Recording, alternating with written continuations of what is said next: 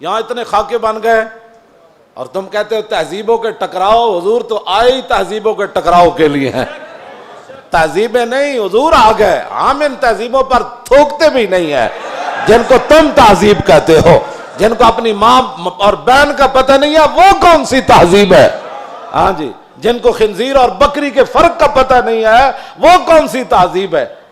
بزدلو، جو دین کی ترجمانی نہیں ہوتی تو پھر ایسے لوگوں کو میدان میں لاؤ جو دین کی ترجمانی کر سکے. دین کے لبادے بھی اوڑے ہوئے اور جناب بڑے بڑے جبے اور دستاریں بھی تم نے پہنی ہوئی ہیں اور حضور کی عزت پر بات نہیں کر سکتے تم. اور تمہاری یہ عزتیں کس کے لیے ہیں؟ سنو، یہ سارے بہت سارے لوگوں کے مرید ہوتے ہیں اور میرے بارے میں پھر کہتے ہیں آپ نے ہمارے پیر کے بارے میں. میں تو پیر فقیر کے بارے میں بات کرتا ہی نہیں ہوں. داتا صاحب کتنے بڑے پیر ہیں. داتا صاحب نے پتہ کیا لکھا؟ ولی کی ساری زندگی نبی کے ایک سانس کے برابر نہیں ہے.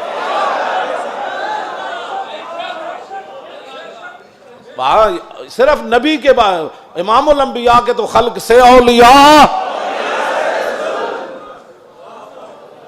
یہ داتا صاحب کشف المحجوب لکھی گل. ہن گل کرو تسی. جدوں حضور دی عزت دی گل آوے تے پھر کھڑا کوئی نہ ہوئے پھر وہ پیر ہے.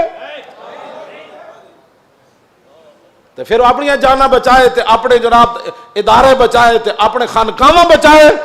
رسول اللہ کی تو سانس کی بھی کروڑوں حصے کرو نا پھر بھی اس کی ساری زندگی اس کے برابر نہیں ہو سکتی. کروڑویں حصے کے بھی. یہ تو داتا صاحب نے صرف انبیاء کی بات لکھی ہے. رہ گئی حضور کی بات تو خلق سے اولیاء اور فاق النبیین فی خلق وفی خلق ولم یدانو فی علم ولا کرم وکلہم من رسول اللہ ملتمس غرفا من البحر اور رشفا من الدیم وواقفون لدے عند حد من نقطۃ العلم او من شکلۃ الحکم. ایدہ تو میں ترجمہ نہیں کر سکتا انبیاء دی عظمت دی وجہ. امام بوصیری گل کتھے جا کے کی تھی کہ حضور دی شان کتھے جا کے ہے. فرمایا سارے انبیاء اور رسل حضور سے یہ عرض کرتے رہے کہ حضور اپنے کرم کا ایک چھینٹا ہمیں بھی عطا فرما. وَكُلُّهُم مِّن رَّسُولِ اللَّهِ مُلْتَمِسٌ غَرْفًا مِّنَ الْبَحْرِ أَوْ رَشْفًا مِّنَ الدِّيَمِ. یا اپنے سمندر سے ہمیں ایک چلو عطا فرما دو. اے لفظ اے شیر ہوندا نا دائیں بائیں تے حضور نے تو سنیا سی بوسیری نو چادر دیتی.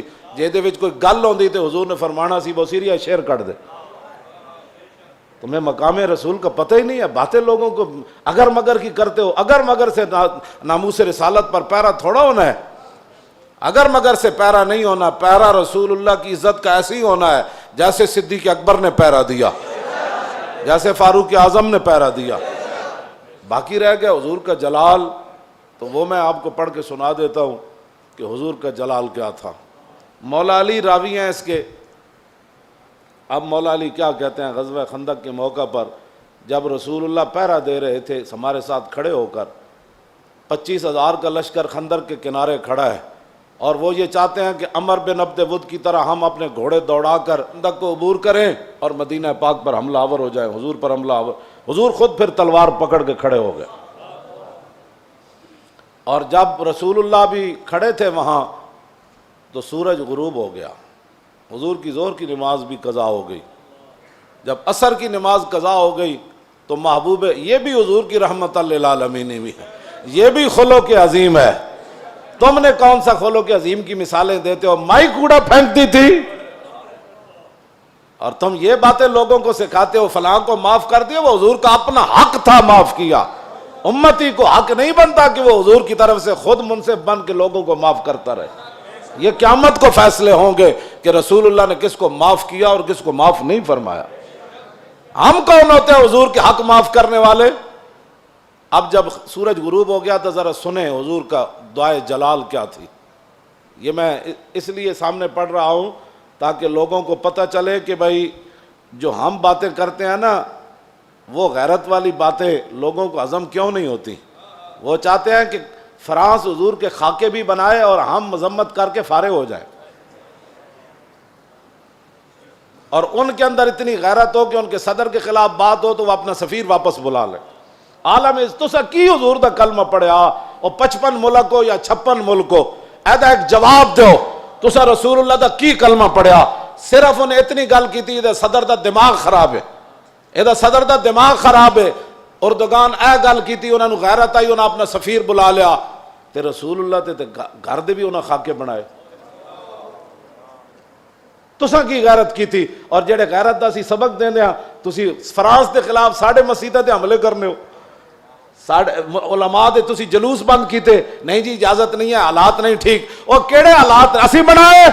تساں بنائے حالات خراب، تساں یہود و نصارہ دی ایجنٹی کی تھی، تساں چوڑی بار بھیجی، اور تساں چوڑی بار بھیجی، اور پھر تم نے اس پر فخر بھی کیا، تم نے اس پر فخر بھی کیا۔ ہمیں حضور کی غلامی پر بھی فخر ہے، اور ممتاز قادری کے عمل پر بھی فخر ہے، غازی ظہیر کے عمل پر بھی فخر ہے، اور غازی عبداللہ کے عمل پر بھی فخر ہے کہ اس نے گستاخ کو پکڑ کر ایسے گردن کاٹ دی، اس پر بھی ہمیں فخر ہے۔ اور فرانس کے اندر جو کچھ مسلمان اپنی بساط کے مطابق گستاخان کے خلاف کر رہے ہیں، ہمیں اس پر بھی فخر ہے، ہمیں اس پر بھی فخر ہے، ہمیں اس پر فخر ہے، ہم ان کے ساتھ ہیں۔ تم گستاخ کو چھوڑ کر کہتے ایک چھوٹے سے گروہ تھا اور ہم نے اس کو اندر کر دیا اور چوڑی کو چھوڑ دیا، تم نے اس پر فخر ہے، اور اس فخر پر قائم رہنا، دنیا میں بھی قائم رہنا ہے تم نے، اور قبر میں بھی قائم رہنا ہے، کل حشر میں بھی تم نے اس پر قائم رہنا ہے۔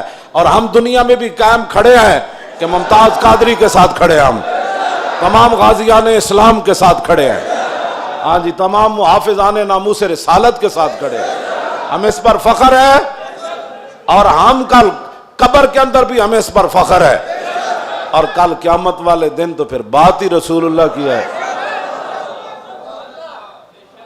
حضور کا جلال دیکھیں،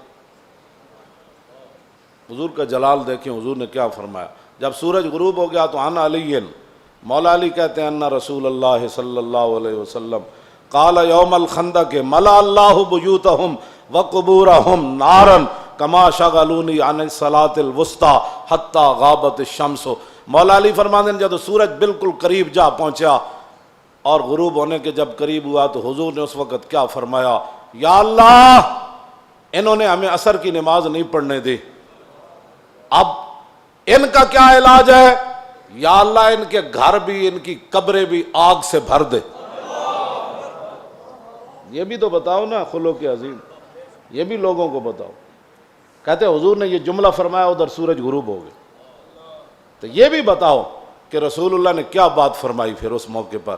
یہ تم نے حدیثیں سنائی ہوتی نا تو کسی کافر کی جرت نہیں تھی کہ وہ حضور کے بارے میں بات کرتا۔